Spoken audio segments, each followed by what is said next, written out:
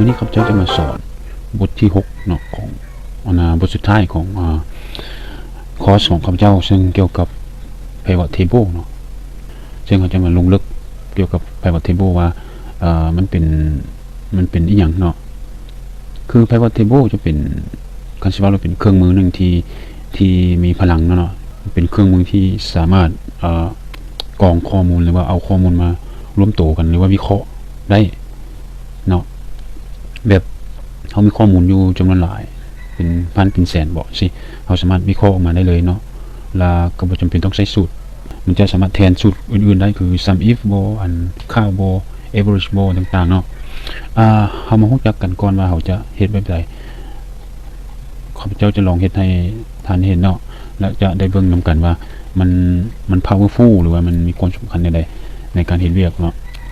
เริ่มต้นก็คือเขามีข้อมูลเนาะเจ้ามีข้อมูลนี้ก็บ่หลายเนาะแต่บางคนมีข้อมูลอาจจะหลายกว่านี้หรือว่าเป็นแสนอย่างนี้นะคือข้อมูลดิฟที่ว่าเอาเก็บกำแล้วก็คีย์เข้าไปนะก่อนจะเฮ็ด pivot table เขาก็ต้องสำคัญเลยก็คือเขาต้องมีหัวข้อเนาะหัวข้อให้ครบคันบ่มีเขาต้องใส่ไอ้ใดนึงเข้าไปถ้าบ่มีข้อมูลอยู่ในหัวข้อเนี่ยนะมันก็จะบ่สามารถเฮ็ดวิเคราะห์หรือว่าให้เขาได้เนาะเริ่มต้นเลยเขาก็คือเขาอาจจะเลือกข้อมูลหรือว่าตารางก่อนก็ได้เนาะเขาเลือกตารางข้อมูลแล้วเขาก็ไปinsert เนาะ insert แล้วก็ไป pivot table เนาะ pivot table เวลาเขาคลิกเข้าไปมันจะบอกว่า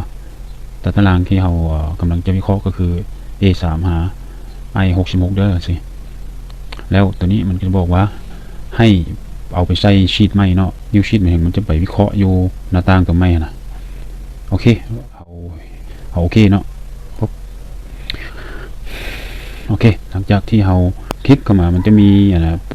รูปสี่เหลี่ยมนี้อยู่ทางข้างนี้แล้วจะโชว์เป็นข้อมูลให้เขาว่าเขาจะเห็นอย่างกับมันเนาะแล้วทางเบื้องขวานี้ก็จะเป็นข้อมูลสังเกตว่ามีอันนี้จะเป็นหัวข้อที่มาจากตัวตารางเนาะที่เขาเห็นเนาะ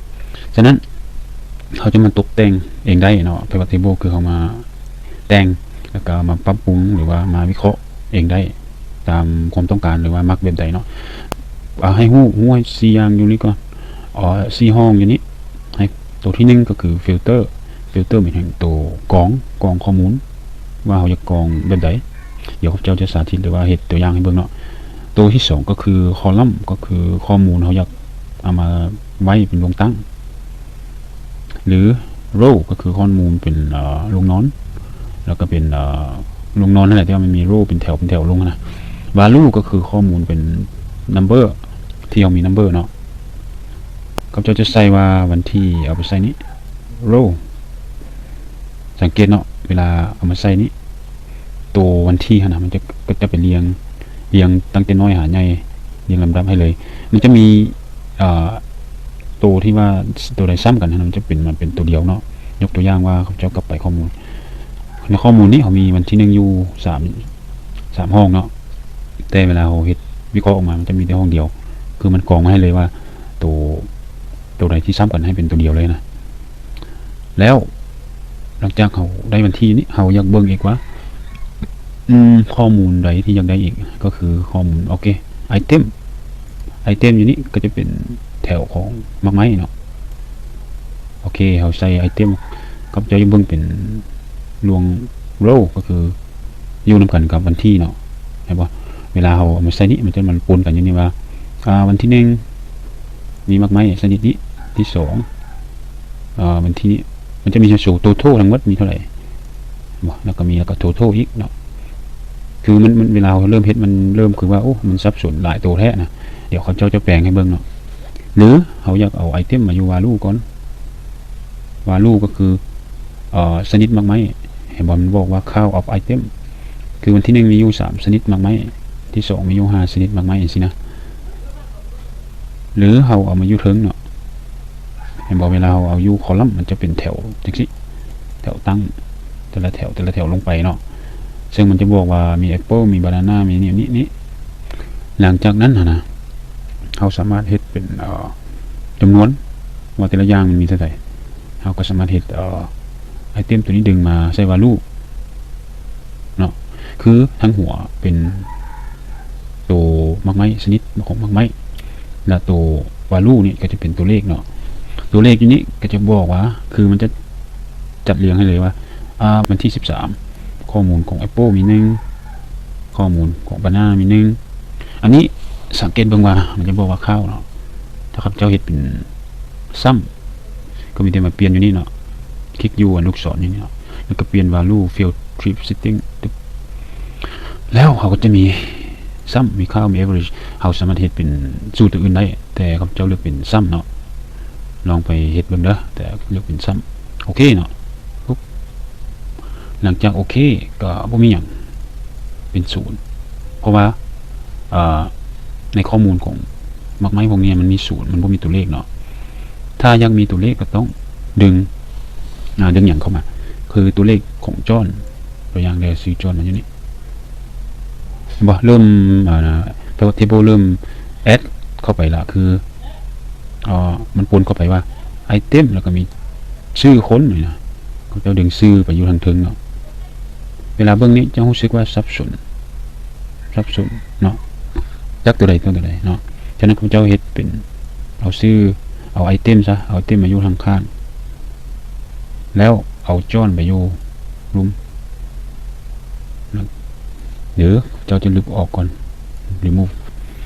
กลับคืนไปเนาะเอาเดทมาซะนี่ไอเทมซะนี่จอนซะนี่บางคนบ่ฮู้เฮ็ดpivot table จะใส่สับสนกันอยู่เนาะโอเคคือเขาอยากเห็นว่าวันที่แต่ละวันที่มีมากไหมแล้วก็มีตัวรวมของเจ้าจอนนี้ว่าแต่ละมื้อเราเก็บได้เท่าใดนะก็จะบอกเลยว่าทั้งหมดมันมี3ชนิดเด้อทั้งหมดมัน190บ่ทั้งหมด3อย่างนี้เป็น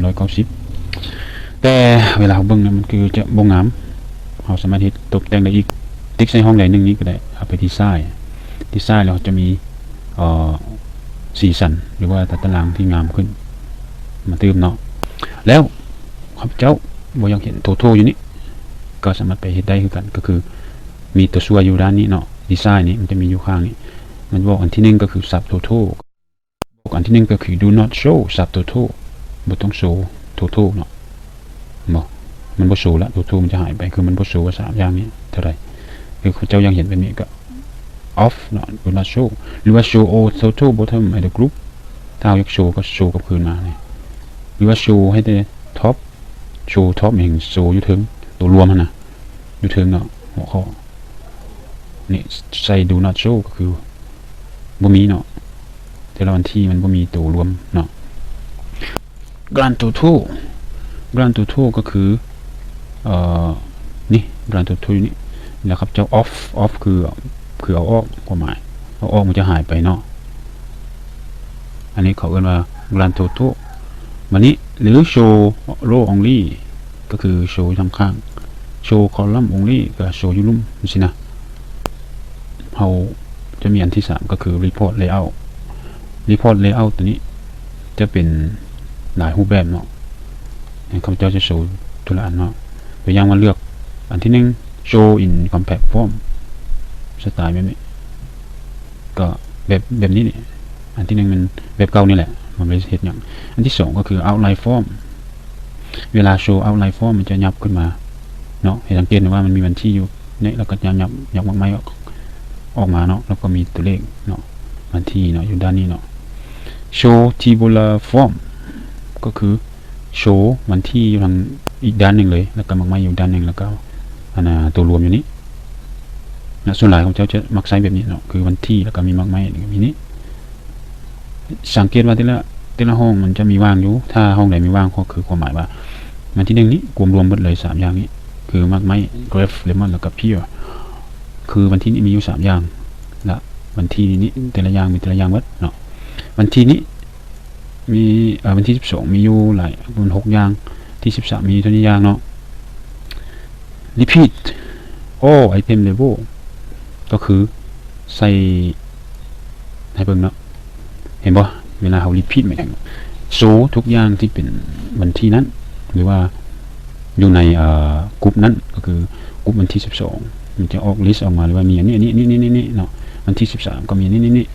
วันที่ใดนึงมีอันเดียวก็มีแต่อันเดียวเนาะเขาสามารถเช็คคืนได้ไปเบิ่งข้อมูลอยู่ตัวนี้ได้เนาะว่าแม่นบ่เนาะ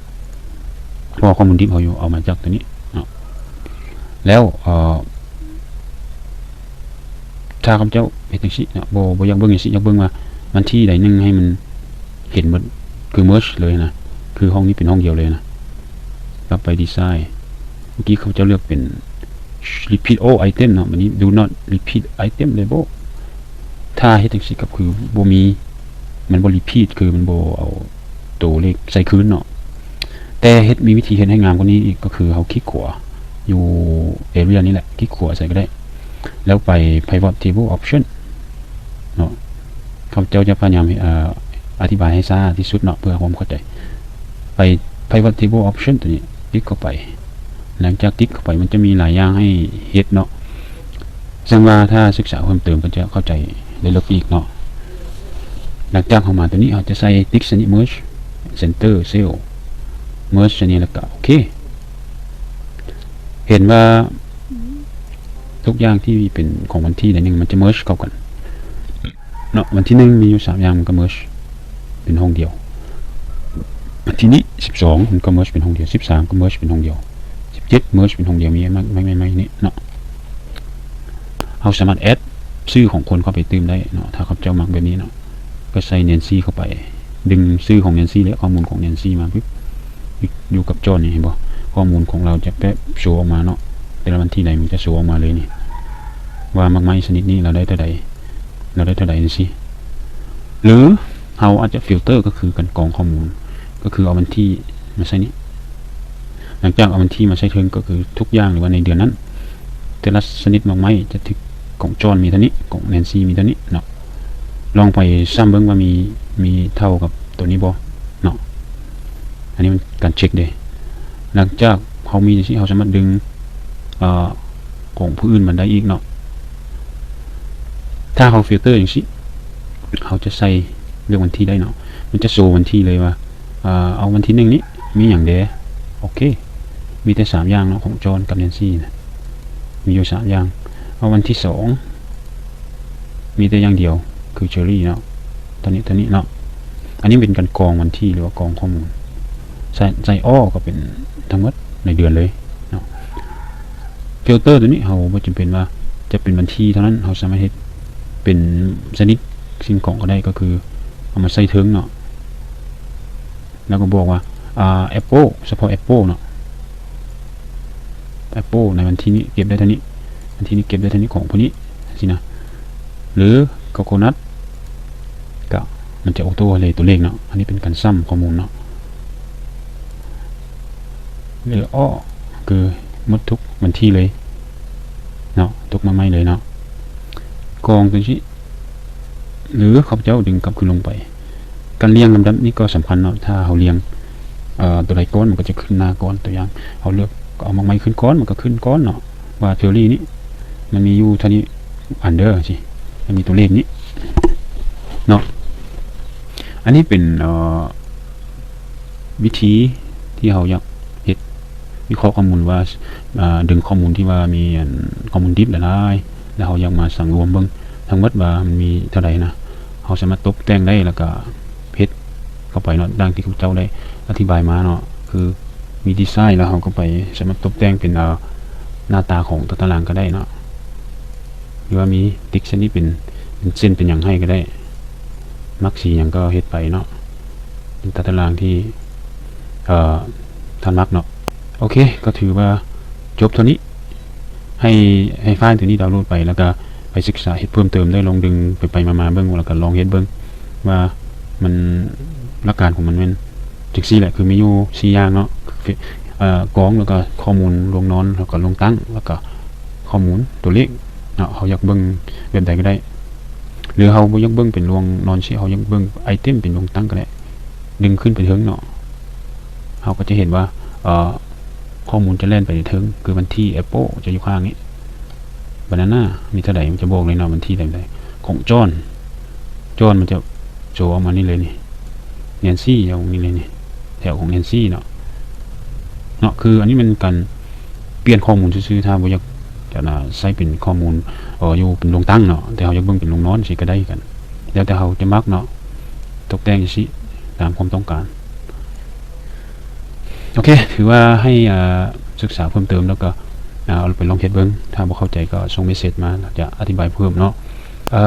ก็หมดตัวนี้ไผว่า table แล้วสำหรับไผที่ว่าอยากเรียนรู้เพิ่มเติมก็คือต้องได้ไปเรียนบท expert หรือว่าขั้นเทพของข้าพเจ้าได้อีกเนาะซึ่งตอนนั้นข้าพเจ้าจะสอนวิธีเลือกตารางอัตโนมัติแล้วก็เฮ็ด pivot table โดยที่มีหลายชีทเขาบ่อยากไปเลือกชีทตัวนั้นตัวนี้นะโดยเฉพาะมันตัวอย่างข้อมูลอยู่ห้องนี้มันมีหลายชีทเนาะแล้วเขาอยากให้มันออโต้เลยเลือกชีทอยู่นี้เลือกชีทอยู่นั้นเฮ็ด drop down แล้วก็เลือกแล้วมันจะออโต้ให้เลยเนาะโอเคก็ถือว่าบทเรียนของพระเจ้าจบลงเท่านี้เนาะก็เข้าใจหลายๆ